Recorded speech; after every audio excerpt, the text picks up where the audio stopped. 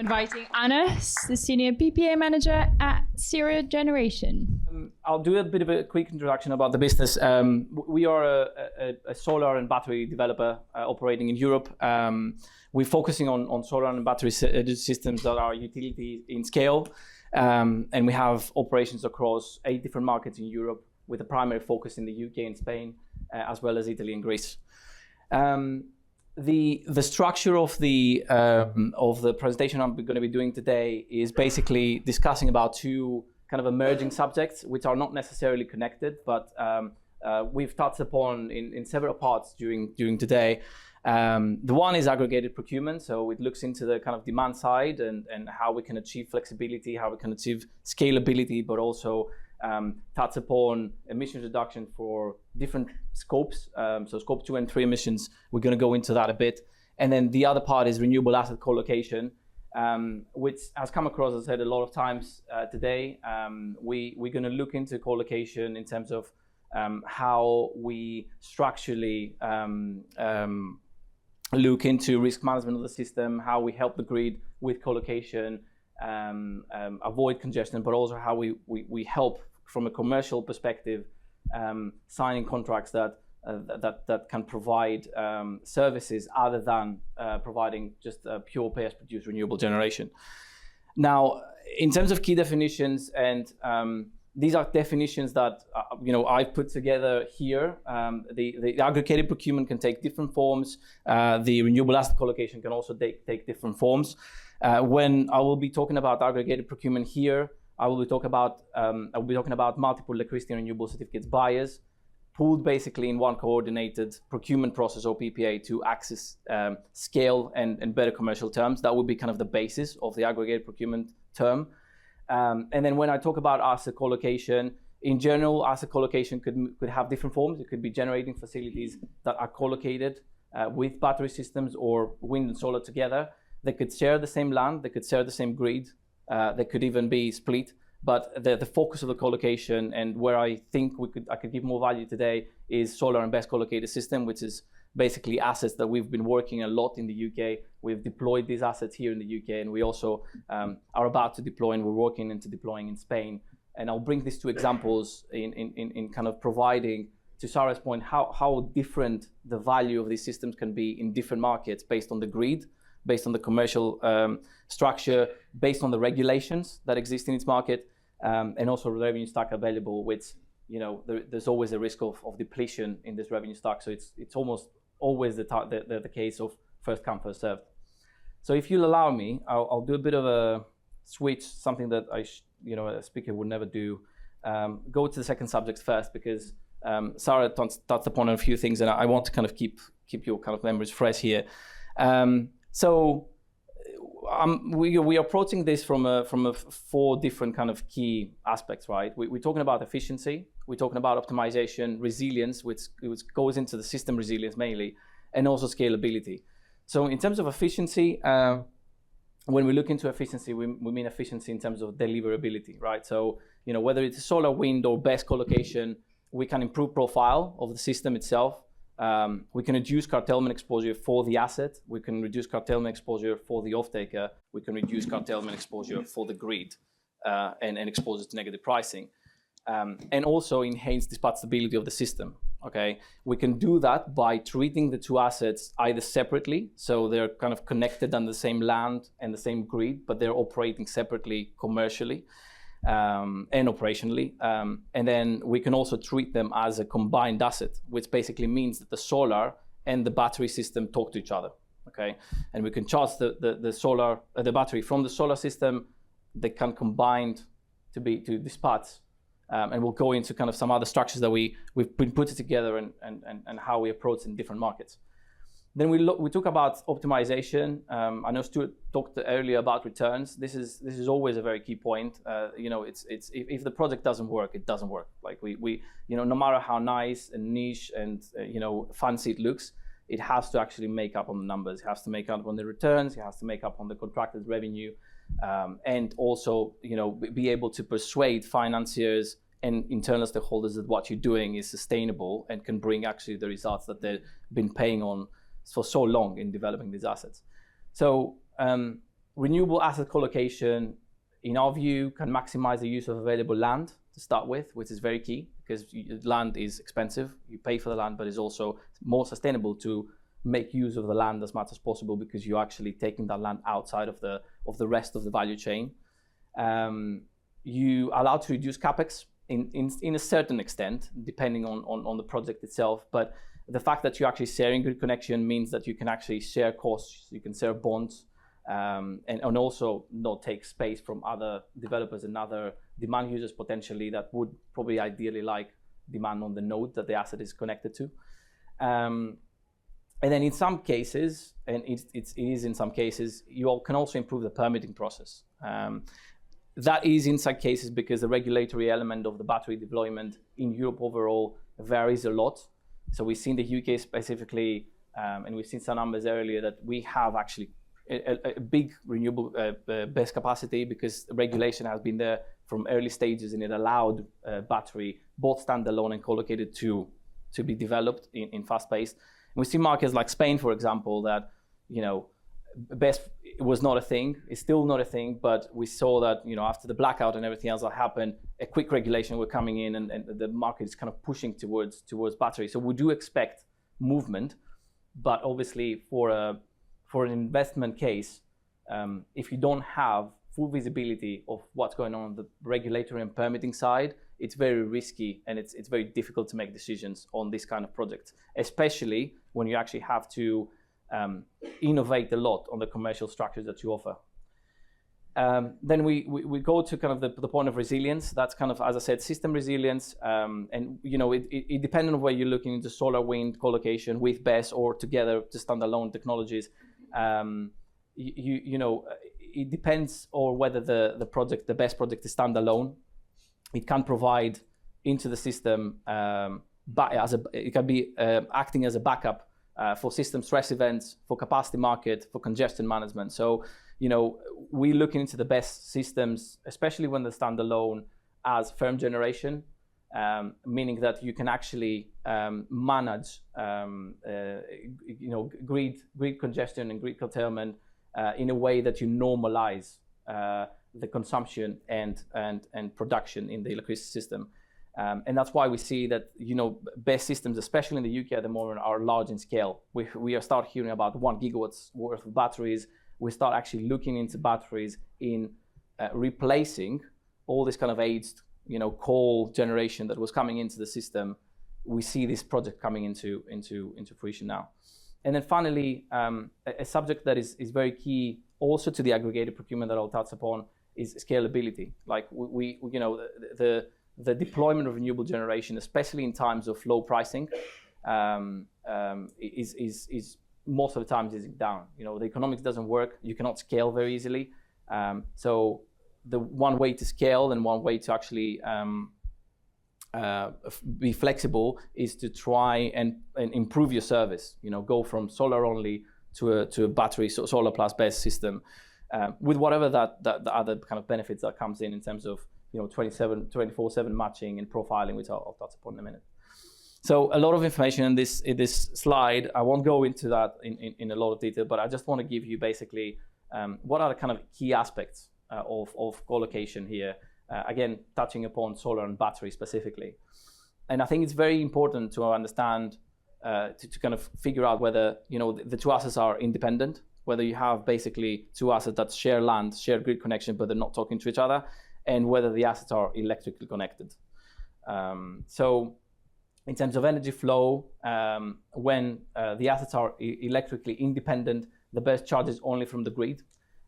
It doesn't have to do anything with solar. Solar exports to the grid directly. Sometimes the solar in specific contracts will have export priority, and that's because usually how the PPA is dictated. So, you know, if you have a corporate PPA, your corporate would want the power to actually reach the grid. They don't really care if you have a battery that you want to optimize and you know, maximize your revenue stack. You give priority to the solar power and the green electrons, and then outside of this, the battery can operate to offer services like capacity market, ancillary services, and arbitrage. That happens usually specifically in the UK through optimization agreements. So you have the so-called toll structures and the floor structures something that kind of was inherited by the oil markets, if I'm not wrong, in the gas markets. But you basically have two structures. One where you kind of secure part of your revenue when you have a floor, and then you take some of the upside risk and share that with the utility off-taker, usually the utility off-taker. And then you have you have a toll where you actually get a bit of a higher revenue, but you give all the upside to the utility off-taker, which means that you're kind of securing your revenue as a whole, but the off-taker can take advantage of potential arbitrage swings, etc. And then we have on the energy flow the electric connected, where the best can charge from the solar or can charge from the grid. One thing to keep in mind here is that when you have electrically connected project, it doesn't mean that the battery will always need to charge from solar. It can charge from the grid as well. It's more complicated because it has to do with import-export capacity on the grid. So in an ideal scenario, in a specific market like Spain, for example, you will have two assets that are connected. So they are electrically connected. The BESS can charge from the solar, and then the BESS can also charge from the grid, because that means that you can run more than one cycles a day. You can mitigate risk like peak saving on the solar side, export when prices, electricity prices are higher, but also take your battery and actually operate that battery outside of solar hours and give more value to whoever you actually commercially connected with, whether this is a utility or a cooperative taker, which I'll go into in a minute. Then we go into revenue streams. I've talked about revenue streams, actually, apologies. So we look in solar revenues via PPA, usually when they're electrically dependent and the battery operates as a kind of standalone assets with a separate revenue stream. When I say separate revenue stream, they're separately in terms of contracts, but they're pretty much dependent on each other in terms of an SPV level. Usually they sit under the same legal entity, so the overall returns of the system needs to actually make sense for the investment to go forward. And then on the revenue stream, on the electric connected, you have pretty much full optionality depending on the access you have on the grid and the appetite of the risk that you want to take. When we look into curtailment management, the electrically independent projects, you have limited curtailment management. And I'm saying that because essentially you have to curtail your solar at some point. If negative prices are kind of prevailing, you have to actually stop operating, right? Up to a certain level, depending on your commercial agreement. But the battery in the system will more likely subsidize, your solar curtailment most of the times, because that means that you have one system that stops operating and the other starts actually charging, right? So there is a limited direct curtailment management, but indirectly you can actually manage that commercially. When you have an electric connected project, you have an enhanced curtailment management because you can actively charge your battery system with your solar, and that's very, very, very valuable at the moment in markets like Spain. And part of the reason it's valuable is because solar-only PPAs at the moment in Spain, as you probably have already know, are actually not very popular. And the main reason for that, one of the main reasons for that is A, low pricing, B, negative pricing, and C, very low capture rates on the solar. So if there was, which there is, a solution to take that solar power, not waste it, store it, and then discharge at high electricity prices, you're not only saving generation, you're not only profiling, but you're also helping on ESG criteria and emissions reductions because you're using that power at times where maybe wind and definitely solar is not operating. I've touched upon regulator treatment there. This regulator treatment could probably take a whole renewable day on its own. I think it's a very complicated subject across all markets, specifically in Spain at the moment. And when we talk about the final point is operational flexibility. So they operate independently as systems under electrical independence, and they have some coordination on the commercial agreements. But when they are connected, you actually have to have systems in place to make sure that you do the load saving, the shifting, the capacity market obligations. Let me know if I have time, by the way, because I'm Greek. I tend to talk a lot. So I think the last point here is I wanted to touch upon the hybrid PPA and specifically on corporates. We've put a lot of thought specifically in structures in structures that could work commercially in Spain over the last few months. And we want to present basically here 3 structures that we see working both commercially, in terms of pricing, but also in terms of attractiveness. So I think the first chart is pretty straightforward. We have a solar operation, which looks a bit weird because the peak is kind of gone here. But what happens is that we have a PV system and a 2-hour battery system, and responding into pricing events as the prices go down and negative. We start actually charging the battery around this time, and then we're basically extending the profile of the generation in the next 2 hours. This is a 2-hour battery system, which means that you can charge 2 hours and discharge 2 hours, and that's 1 cycle a day. What we can also do is we can further profile. So we can drop the capacity of the battery system. Let me just come here, actually. We can drop the capacity of the battery system. So the charging pattern will pretty much be the same, but we charge the battery on a lower capacity than the full capacity of the system, which means that we can charge the battery for 4 hours at 50% of the capacity, right? Now, someone could say, why would you do that? The answer here is that depending on the profile, the consumption profile of the off-taker may have other arrangement at the same time, which would mean like aggregated procurement. It could be like they've actually bought forward contracts that they're saved on. So they might actually need me to curtail part of my solar and then just charge the battery at half capacity, because I can either discharge at 2 hours when the electricity prices are higher, or keep maintaining the 50% on the capacity of the whole system and give them another 4 hours of discharge during the night. Okay, so we basically making a 2 and 2 hour system to 4 and 4 hour system, dropping the capacity down. And that's a very key part, because the more you scale your assets, the better it becomes valuable. What I didn't mention earlier is that, the ideal scenario is to have let's say a 50 megawatt project and a 50 megawatt battery, a 50 megawatt capacity solar asset and a 50 megawatt capacity BESS asset, because that means that you can actually absorb the whole peak of the solar at higher radiation hours. So these two are pretty similar in structure. This is a bit more sophisticated in terms of how you actually optimize the battery. And then we have other systems where you have more flexibility on the connection of the battery system. So you have both import and export, which means that you, rather than running 1 cycle a day, which is charging the battery with solar and then discharging, you can use the grid as well, right? So I appreciate that's not too green, right? But what will help is it could combine risk management, like profiling and pricing risk management, with green procurement. And that's very valuable for big organizations that have exposure to large numbers and a huge exposure to electricity costs that could actually hit 2 birds with 1 stone. So this is kind of the third model that we see working. Sorry, that's actually the last page, which you shouldn't be seeing. But so this is kind of the approach on the battery collocation. I'm happy to kind of expand on the panel later.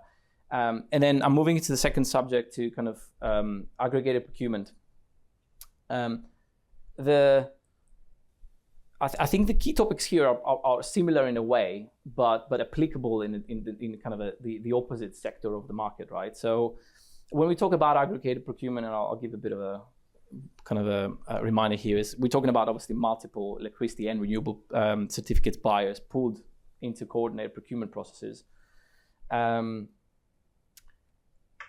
There's 4 key dynamics here, right? The one is access, right? So it allows small, medium enterprises and small organizations in general access renewable electricity at scale and at source, right? So we've heard a lot previously about organizations not being able to actually procure directly because the assets, the utility assets are either too big, or as organizations, they cannot really run this procurement process themselves. So when we talk about aggregated procurement, that's one way to unlock part of the market that is not represented at the moment, right? And we have seen a lot of, large corporations, big data centers, big corporates already been filling up their renewable obligations. But this part of the market is pretty big and it's not represented at the moment. We've started seeing it a bit coming up and popping up.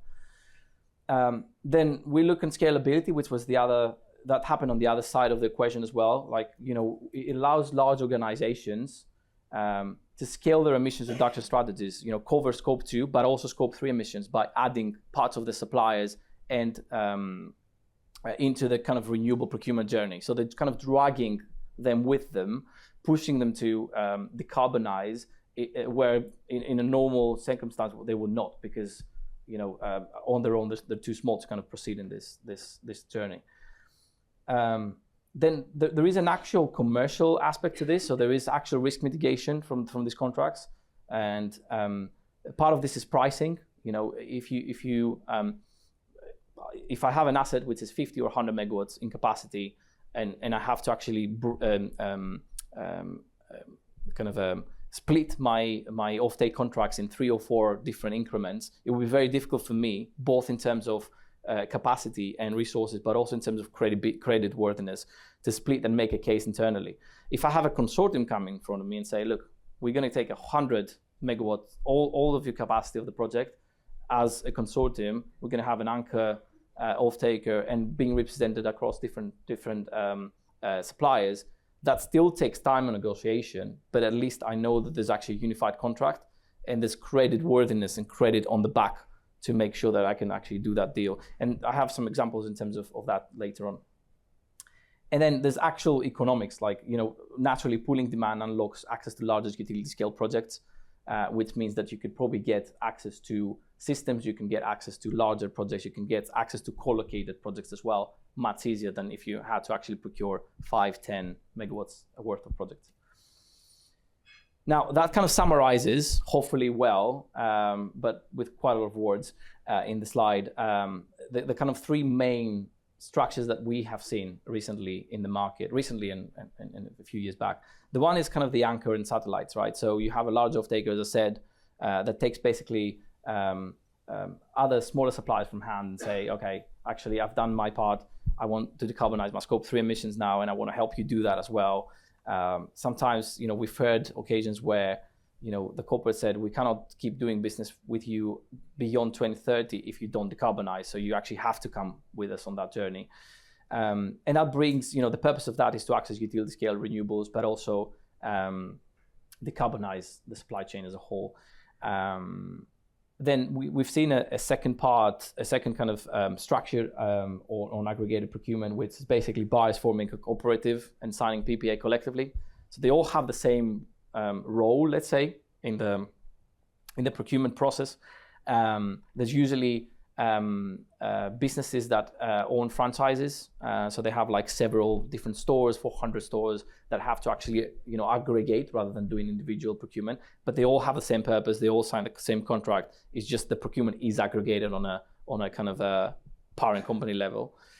And then we've seen the third kind of part, which is brokered aggregation, which is a very interesting one actually, because this could be aggregation that is visible. So it could be actually organizations that actually talk to each other and have appointed an advisor to do that brokerage and aggregation for them. Or we've seen that an advisor is doing that aggregation on behalf of their clients without their clients kind of having full visibility of who is in the other side of the equation. So what happens basically is they're collecting projects from developers, they're collecting interest from off-takers, and do that kind of profiling on behalf of more than one corporates.